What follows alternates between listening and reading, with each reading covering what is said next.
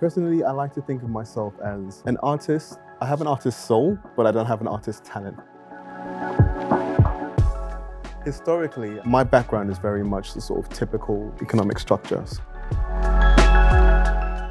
The corporate world, I've worked in some big global industries, global companies around the world. But it got to a point in my life when I realized, do I want to keep doing this? So I started off in the music scene, as most Western expats do here. And then it just sort of transitioned naturally into food business, because with music and with fashion, you also have food.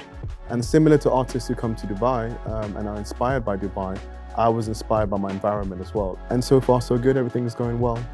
So it just sort of worked out.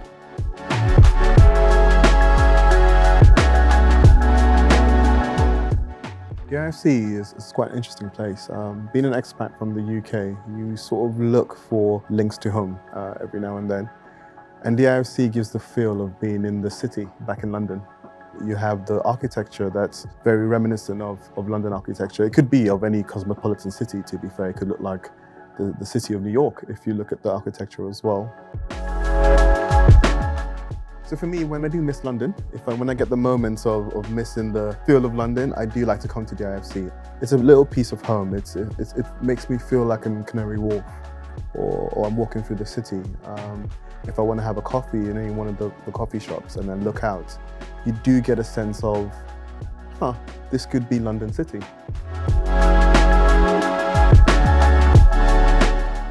So right now we're at the Upper Gallery. It's one of my favorite galleries within the IFC. It's a lovely contemporary space. It's very much about not just the commerciality of it, but also about the story that the artist wants to tell. What is the message? Be it about politics, be it about economy, be it about social or race.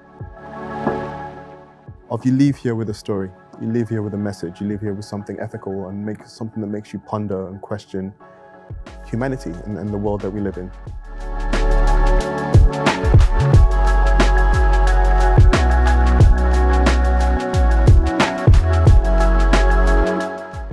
In the space of a few minutes, we went from the modern cityscape of the IFC, and we're now here in traditional Dubai.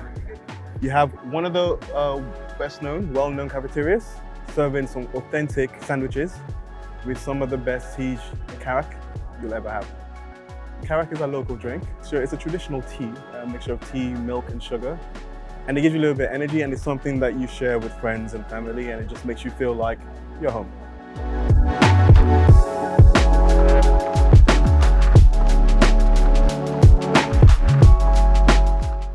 Personally, for me, my favorite part of Dubai is Old Dubai. That is what made me fall in love with Dubai. But it's where the heart and the soul of Dubai is.